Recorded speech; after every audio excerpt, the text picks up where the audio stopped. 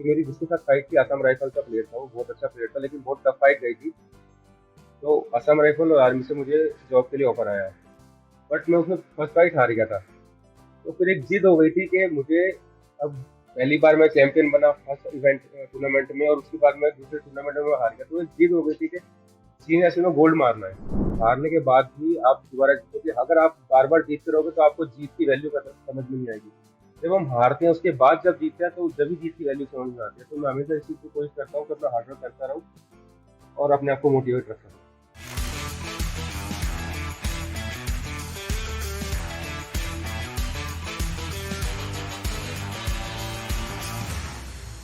आप सबका गरिम अवतार शो में बहुत बहुत स्वागत है। Today we have with us Rajinder Singh Meena, who is famous amongst his fans as Knockout. He is an accomplished mixed martial artist from India. He is the first Indian player to win one championship tournament.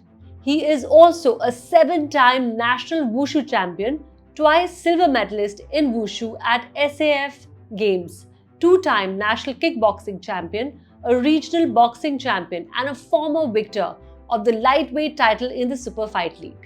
He is currently serving as the coach for Indian Wushu team. With a remarkable journey in the sport, Meena has showcased his prowess in various aspects of MMA. His dedication, hard work, and victory in notable competitions has proven his mettle as a skilled fighter. Rajendra जी, आपका इस show में बहुत बहुत स्वागत है। आप अपनी mixed martial arts की जर्नी के बारे में कुछ बताइए, और ये भी बताइए कि आपको अपने करियर को परस्यू करने के लिए कौन सी चीज़ों ने इंस्पायर किया? मैम, हमारा जो फैमिली बैकग्राउंड है वो भी स्पोर्ट्स से ही था।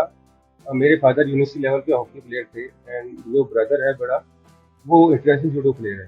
तो स्टार्टिंग जब मैं 10th क्लास में था तो मेरे स्टडी में इतना फोकस नहीं था।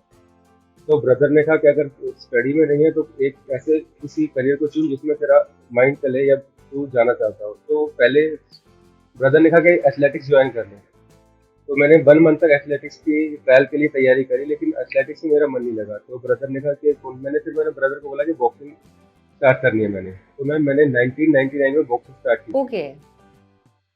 तो बॉक्सिंग से मेरा स्पोर्ट्स करियर स्टार्ट हुआ था, boxing. Okay, amazing. So any हाँ एंड जी। देन फिर मैम तो 99 में बॉक्सिंग स्टार्ट किया। देन फिर 2003 में हमको के साथ मैं नेशनल लेवल तक बॉक्सिंग में खेला था।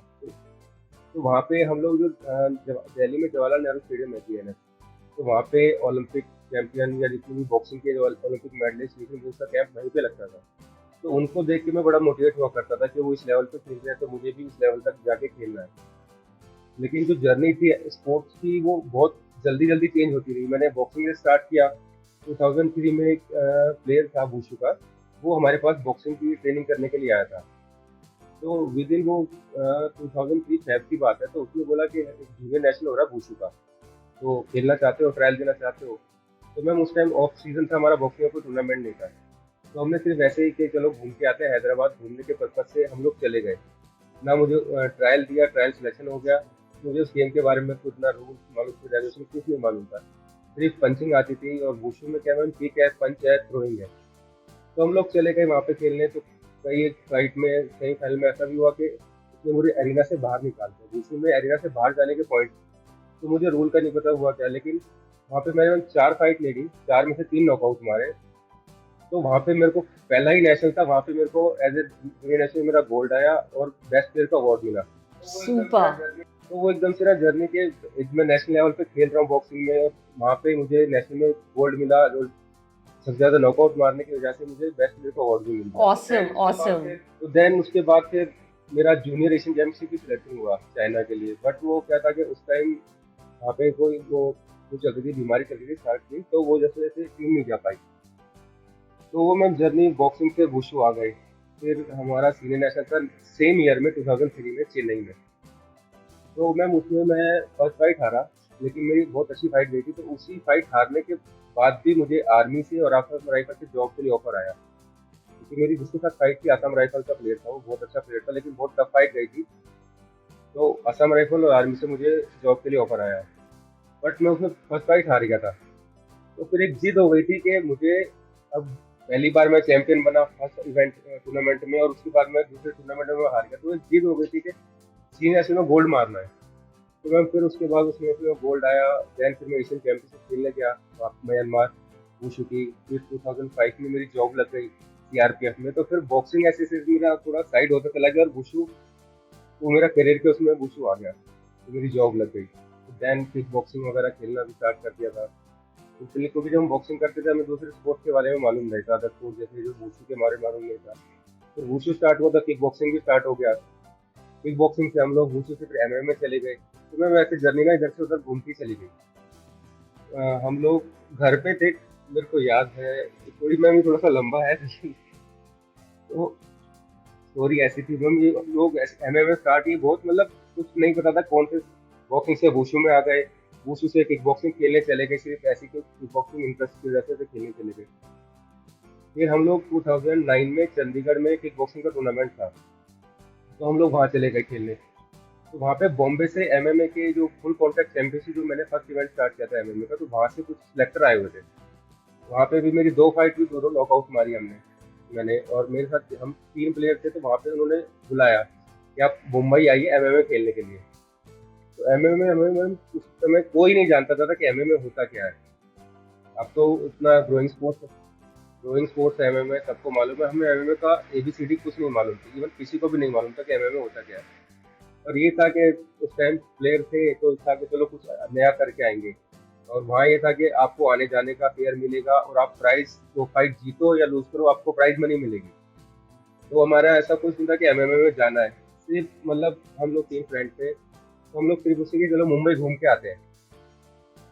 तो मुंबई घूमने के पर्पज से गए थे, हम लोगों को एमएमए का कुछ नहीं मालूम था, सिर्फ वुशु आता था किक पंच थ्रो। तो उसके घूमने के पर्पज से हम लोग वहाँ पर चले गए। तो वहाँ पे एमएमए स्टार्ट हुआ। फर्स्ट फाइट एक हमारा एक लड़का था वो कनाडा से हो गया, वो फाइट जीत के रहा है। तो उसने बताया कैसे गला भी पकड़ते हैं, आम बार लगाते हैं। तो हमें तो पहले स्टार्टिंग में तो डर लगा, मैंने कोई अगर गला दबाएगा तो टैप कर देंगे तभी फाइट छोड़ देंगे। पर वो होता है मैम इतने टाइम हो गया एरिना के अंदर जाते एकदम से सिचुएशन चेंज हो जाती है। वहाँ गए, वो मुंबई का लोकल प्लेयर था, तो उसके लिए सब लोग चीयर कर रहे थे। लेकिन जब फाइट स्टार्ट हुई फर्स्ट राउंड में मैंने उसे नॉकआउट मार दिया, तो सब एकदम से लोग फिर वो वहाँ पे चिल्लाने लग गए नॉकआउट नॉकआउट नॉकआउट। तो वहाँ से मैम नॉकआउट नाम पड़ गया। तो मैम ऐसी जर्नी रही, स्टार्ट हो रही थी मेरी एमएमए की। Awesome, such an inspiring journey, Rajinder ji. I mean, that's amazing. आप बिना प्लानिंग के और आई थिंक आप इतने टैलेंटेड है and it's just a God gift and कितना मतलब इतना आपने कंट्री को प्राउड किया है. सो आप फिर how did you become a coach? अभी आप इंडियन वुशु टीम के कोच हैं. So as a after you know being a player, फिर उसके बाद आपने कोचिंग स्टार्ट करी. तो ये कब हुआ आपका? मैम मैं वुशु खेलता हूँ, ऐसे मैं सीआरपीएफ टीम का भी कोच हूँ। तो मैम हमारे में वुशु में क्या है कि 40 ईयर्स की एज तक खेल सकते हैं सिर्फ। एमेचर स्पोर्ट्स है, एमएमए तो प्रोफेशनल स्पोर्ट्स है, आप किसी भी एज तक खेल सकते हैं। वुशु एक एमेचर स्पोर्ट्स है, 40 ईयर की एज तक आप खेल सकते हैं। तो मेरा 40 ईयर कंप्लीट हो गया था एंड मैंने 2017 में एनआईएस डिप्लोमा किया था, स्पोर्ट्स डिप्लोमा पटियाला से साइड का।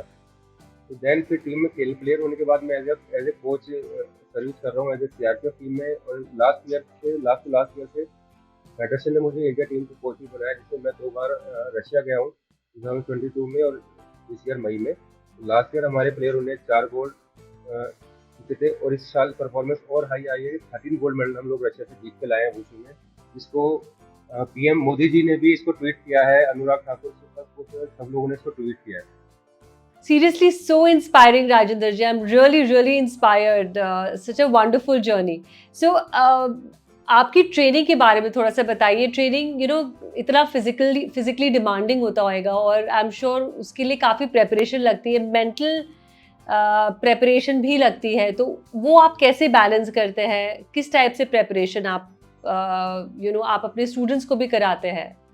मैंने मैम सीखना बंद नहीं किया, क्योंकि जब आप स्पोर्ट्स में अगर आपका लर्निंग फेज खत्म हो गया तो फिर आप डाउन पे चले जाओगे, क्योंकि आपको सीखना जरूरी होता है। आप हार्डवर्क के साथ साथ आप लर्निंग फेज, क्योंकि जब हम लोग खेलते थे तो टेक्निक अलग थी, ट्रेनिंग अलग थी।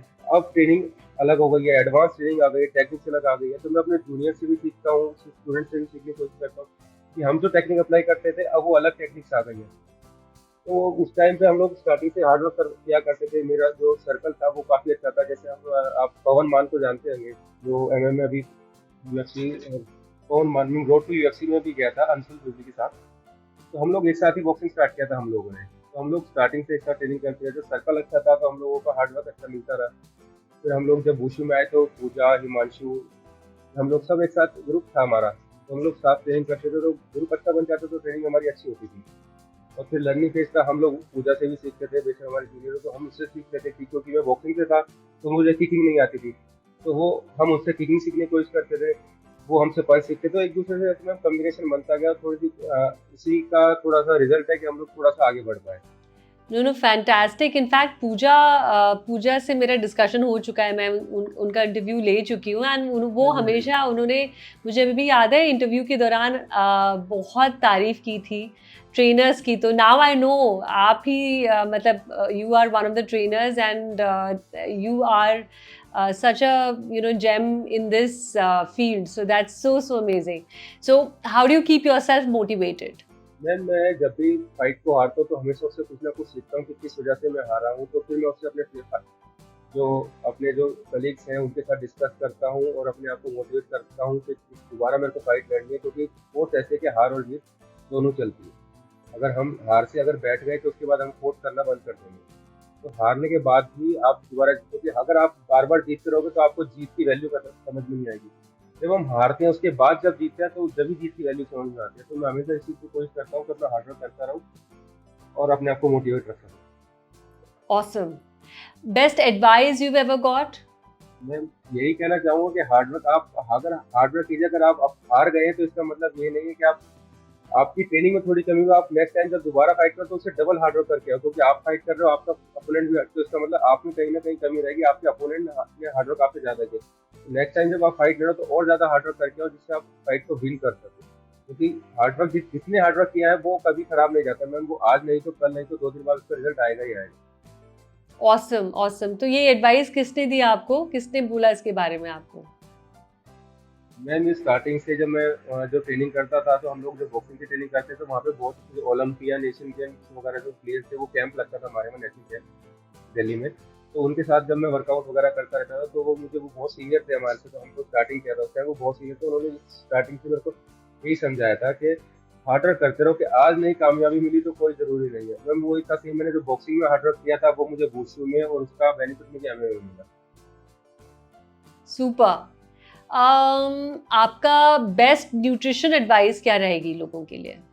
न्यूट्रिशन एडवाइस तो मैम यही रहेगा कि जितना हो सके जंक फूड को तो अवॉइड किया जाए, क्योंकि मैम जो नए एथलीट आ रहे हैं वो क्या है कि सिर्फ जर्नी पीरियड वो देखते हैं, सक्सेसफुल वाली जर्नी देखते हैं, जो उसके पीछे हार्ड वर्क है उसका सालों का, जो उसने हार्ड वर्क किया है, सालों से मेहनत करी है, वो जर्नी आज के टाइम पे, क्योंकि अब सोशल मीडिया इतना ज़्यादा आ गया है कि सब लोग सिर्फ वो छोटी क्लिप देखते हैं कि हाँ कि हमें इस लेवल पे जाना है, और वो उसकी जो सालों की जर्नी है वो कोई नहीं देखता कि उसने कितनी मेहनत करी, कितना हार्ड वर्क करके वो वहाँ तक पहुँचा है। तो मैं यही कहना चाहूँगा कि सप्लीमेंट लें, लेकिन एक लिमिट के हिसाब से, उसको किसी अच्छे डॉक्टर से कंसल्ट करें, क्योंकि हर पर्सन की बॉडी अलग तरह की होती है। और हो सके तो जैसे आजकल अभी जो प्री वर्कआउट पोस्ट वर्कआउट चल रहा है, इनको अवॉइड ही करें, क्योंकि मैम होता क्या है, प्री वर्कआउट लेके आप ट्रेनिंग करते हो ना, तो आप अच्छी ट्रेनिंग तो करते हो, लेकिन आप जिस दिन प्री वर्कआउट छोड़ दोगे ना, तो आप नेक्स्ट को वर्कआउट आपका मन नहीं करेगा वर्कआउट करने का विदाउट प्री वर्कआउट, क्योंकि उसकी आपको इतनी हैबिट हो जाती है उस चीज़ की, कि आपकी हैबिचुअल हो जाती है बॉडी, कि आप वर्कआउट नहीं कर पाओगे। तो जितना हो सके फूड सप्लीमेंट को ज़्यादा कंसीडर करें, और ये जो प्री वर्कआउट या स्टेरॉइड वगैरह इनसे दूर रहे, वो बेस्ट। That's so wonderful. ये तो मतलब I wish you all the very best for this, Rajendra ji, and I'm sure आपके students हमारी country को they'll make us feel proud, और आप you are kind of contributing in such positive manner, and आपकी training and everything is going so fantastic. Thank you so much. और इसी के साथ हम आज का एपिसोड यहीं समाप्त करते हैं, और इस एपिसोड में मेरे साथ जुड़ने के लिए आप सभी दर्शकों को मेरा प्रेम भरा शुक्रिया। फिर मिलते हैं नेक्स्ट एपिसोड में। जय हिंद।